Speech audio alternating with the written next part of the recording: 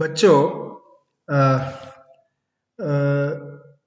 Third year political science के paper first में जो अपने विचारधाराओं और राजनीति पाश्चात्य राजनीतिक विचारकों का पेपर है, उसमें अपन ने कई विचारधाराओं के बारे में अब तक अध्ययन किया है। व्यक्तिवाद, आदर्शवाद, इनसे जुड़े हुए विभिन्न विचारक जो हैं, व्यक्तिवाद के अंदर जीएस मिल का अध्ययन किया, व्यक्तिवाद के अंदर एडम स्मिथ की बात की, फिर उसके बाद समसामयिक कंटेम्प्रेरी लिबरलिज्म था, समसामयिक उदारवाद की चर्चा की।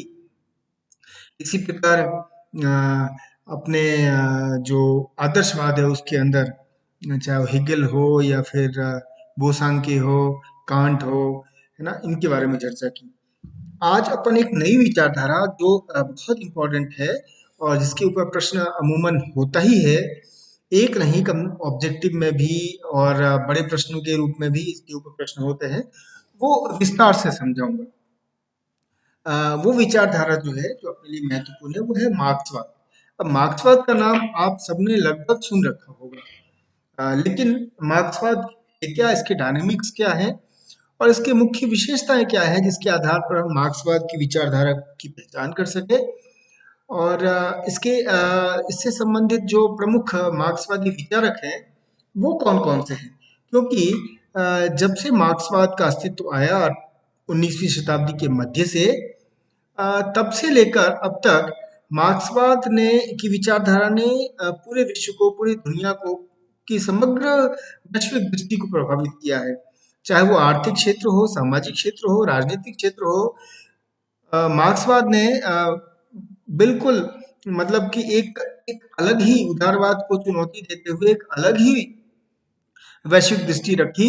और जैसे उदारवाद एक प्रमुख विचारधारा के रूप में सामने आया था पुनर्जागरण के पश्चात, व्यक्तिवाद हो या सकारात्मक उदारवाद हो, उसको चुनौती देते हुए कुल मिलाकर उसके कारण जो पूंजीवाद उत्पन्न हुआ उसको चुनौती देते हुए एक बिल्कुल नवीन विचारधारा उत्पन्न हुई। और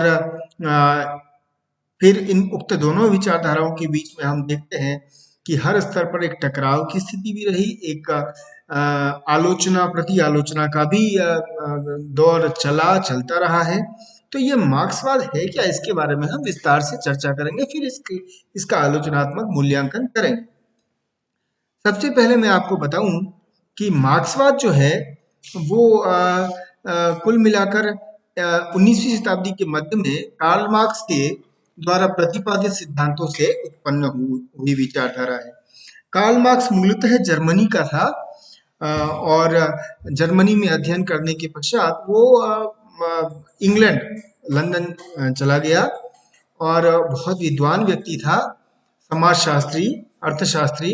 और इंग्लैंड में जाकर ही उनके एक सहयोगी और बने फ्रेडरिक एंजल्स, और उनके माध्यम से फ्रेडरिक एंजल्स मूलतः एक व्यवसायी थे, उद्योगपति थे। उन्होंने उनको एक प्रकार से वित्तीय सहायता भी प्रदान की और फिर तदुपरांत मार्क्स ने एंजल्स के सहयोग से अपने विचारों का प्रतिपादन किया।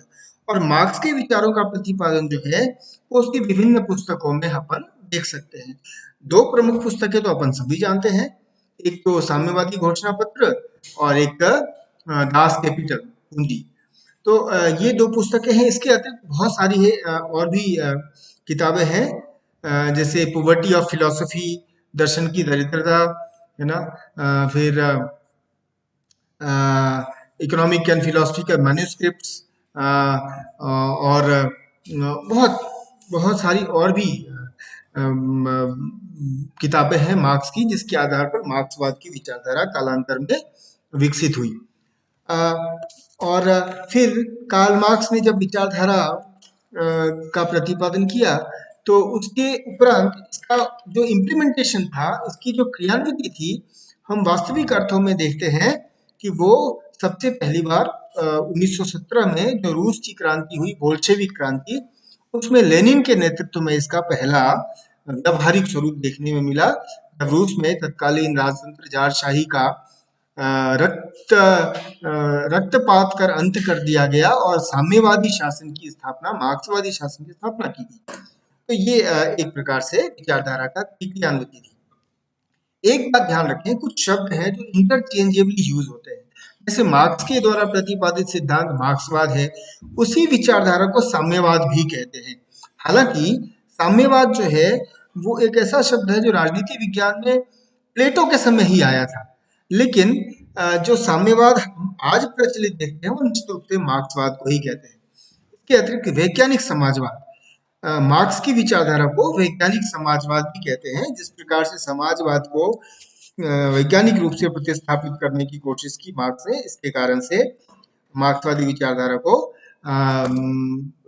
ये वैज्ञानिक समाजवाद की संज्ञा भी देते हैं। फिर वामपंथ। अब वामपंथ जो है एक प्रकार से एक ऐसा शब्द है जो मूलतः वैचारिक या मार्क्सवाद का एक हिस्सा नहीं है। वामपंथ का अर्थ होता है एक प्रकार से परिवर्तनवादी, यानी जो स्टेटस कोइस्ट नहीं होते हैं, स्टेटस को के खिलाफ होते हैं, जो स्थायित्व के खिलाफ होते हैं, स्थिरता के खिलाफ होते हैं, वो वामपंथी, यानी कि एक प्रकार से सुधारवादी है ना। हमेशा सुधार की, जो परिवर्तन की और खासकर त्वरित परिवर्तन की बात करें, वो वामपंथी है। लेकिन मार्क्सवाद चूंकि सुधारवादी है, चूंकि परिवर्तनकारी है, चूंकि क्रांतिकारी है, इस सिद्धांत में विश्वास करता है, इसलिए वामपंथ शब्द मार्क्सवाद से जुड़ गया और इसलिए वामपंथी जो है मार्क्सवादी वामपंथी भी कहे जाने लगे। ये शब्द है। और आजकल बहुत सारे और भी दूसरे शब्द हैं जो मार्क्सवाद से जुड़े हुए मिल सकते हैं आपको सुनने में, जैसे नव मार्क्सवादी, जैसे नक्सलवादी, जैसे रिविजनिस्ट हैं, पुनरुत्थानवादी, बहुत सारे ऐसे शब्द हैं जिनका जिनका जिक्र, जिनकी चर्चा होगी कल अपने इस व्याख्यान में, उसके बारे में भी समय समय पर बताऊंगा। सबसे पहले अब एक चीज और करते हैं अपन कि मार्क्सवाद को समझने का प्रयास करते हैं। तो मार्क्स के जो सिद्धांत हैं वो इनके पुस्तकों के आधार पर प्रतिपादित हुए। मैं संक्षेप में सबसे पहले व्याख्या करूंगा, फिर अलग अलग सिद्धांत के हिसाब से बताऊंगा कि ये सिद्धांत कैसे हैं और किस प्रकार मार्क्स के विचार को आगे बढ़ाते हैं। मार्क्सवादी विचार के अंतर्गत जो बात है वो सबसे ये है कि यह शोषण, जो एक खासकर समाज में आर्थिक शोषण है, उसको केंद्र बिंदु मानकर अपने समस्त वैश्विक दृष्टि को आगे बढ़ाता है। और इसलिए मार्क्सवाद का कहना है कि जो इतिहास है, एक प्रकार से इतिहास की आर्थिक व्याख्या है, ये इतिहास है वो मूलतः शोषण का इतिहास है, और जिसमें समाज जो है वो दो वर्गों में विभाजित होता है, शोषक और शोषण, शोषित, और इन दोनों के बीच संघर्ष अवश्यंभावी रहता है। और इस संघर्ष में के बाद शोषित वर्ग के द्वारा जो क्रांति की जाती है, उसके उपरांत जो व्यवस्था उत्पन्न होती है वो साम्यवादी व्यवस्था है। और ये साम्यवादी व्यवस्था कुल मिलाकर ऐसी व्यवस्था होगी जो शोषण रहित, जो वर्ग विहीन और जो एक प्रकार से समतामूलक व्यवस्था होगी। ये है, और जिसमें राज्य की कोई भूमिका नहीं होगी। ध्यान रहे, मार्क्सवाद राज्य का प्रखर विरोध करता है, राज्य का विरोध करता है, राज्य के अस्तित्व को ही नकारता है। ये अब जब अपन एक एक करके इस मार्क्सवाद के सिद्धांत को आगे बढ़ाएंगे तो अपने को पता पड़ेगा कि ये मार्क्सवाद है क्या। सबसे पहले अपन देखते हैं ऐतिहासिक भौतिकवाद का सिद्धांत। मार्क्स का एक जो मील का पत्थर है, अहम सिद्धांत है, वो है ऐतिहासिक भौतिकवाद, यानी हिस्टोरिकल मटीरियलिज्म, यानी जिसको कहते हैं इकोनॉमिक डिटर्मिनिज्म, आर्थिक निर्धारीकरण का सिद्धांत, यानी कि कुल मिलाकर इतिहास की आर्थिक व्याख्या, ये सभी नाम इसके ऐतिहासिक भौतिकवाद के संदर्भ में लिए जाते हैं। इसका अर्थ क्या है?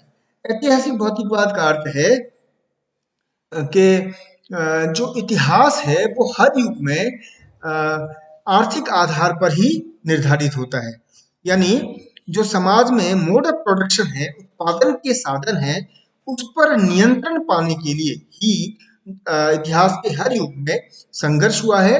और इतिहास के हर युग में इसलिए समाज में दो वर्ग रहे हैं, जो विपरीत हितों के हैं, और एक वर्ग जो है वो, दोनों वर्गों के बीच में समाज के उत्पादन प्रणाली पर अधिकार करने का संघर्ष चलता है।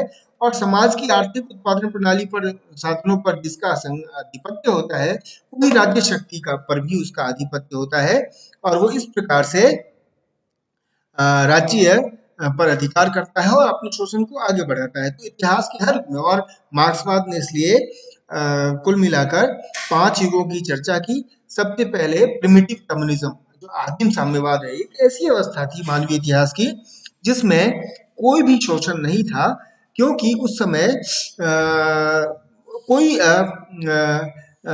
पूंजी या कोई निजी संपत्ति नाम की संस्था नहीं थी, सब सबका था, सभी सुखी थे, सभी खुश थे।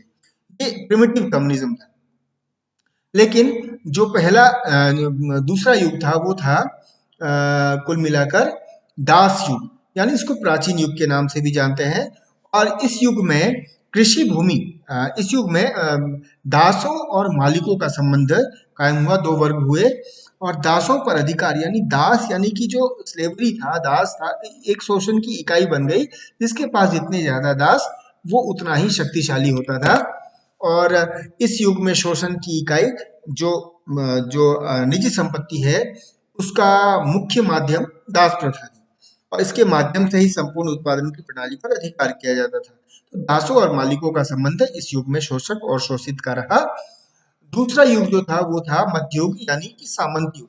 इस युग तक कृषि और कृषि भूमि वो बहुत इंपॉर्टेंट इकाई बन गई निजी संपत्ति की, पूंजी की, और उसके माध्यम से जो सामंत और रैयत, यानी सामंत और किसान, इनके बीच के सबका शोषक और शोषित का संबंध स्थापित हुआ। और इस समय जो पूंजी या निजी संपत्ति या फिर शोषण की इकाई जो है वो कृषि भूमि, कृषि के आधार पर बन गई। जो चौथा युग था, चौथा युग आता है मार्क्सवाद के अंतर्गत, जिसकी चर्चा होती है, वो है पूंजीवादी युग। पूंजीवादी युग, जिसमें, और जिसको औद्योगिक युग भी कहते हैं, आधुनिक युग भी कहते हैं, इसमें पूंजी यानी कि आर्थिक निजी संपत्ति और आर्थिक शोषण की इकाई जो है वो पूंजी बन गई। वो कौन सी पूंजी? जो औद्योगिक क्रांति के पश्चात सरप्लस मनी के रूप में सामने आई, वो पूंजी बन गई। और इसके आधार पर जो दो विपरीत वर्ग बने इस युग में, वो बुर्जुआ और सर्वहारा। बुर्जुआ यानी कि एक प्रकार से मध्यम वर्ग, और सर्वहारा यानी कि मजदूर या श्रमिक वर्ग, इनके बीच में शोषक और शोषित का संबंध कायम हुआ। और इस प्रकार हर युग में जो है वो शोषण की इकाई कुल मिलाकर आर्थिक इकाई रही है, आर्थिक आधार पर शोषण हुआ है, आर्थिक आधार पर इतिहास का में इतिहास की प्रगति हुई है। पांचवा युग जिसकी मार्क्सवाद चर्चा करता है, वो साम्यवाद का है, जो कि इन सभी शोषणों को, इन आर्थिक शोषण को समाप्त करते हुए अंततः समतामूलक समाज की स्थापना करेगा। तो ये ऐतिहासिक भौतिकवाद है, जो मूल है मार्क्सवाद के सिद्धांत की प्राथमिक रूप से समझने में।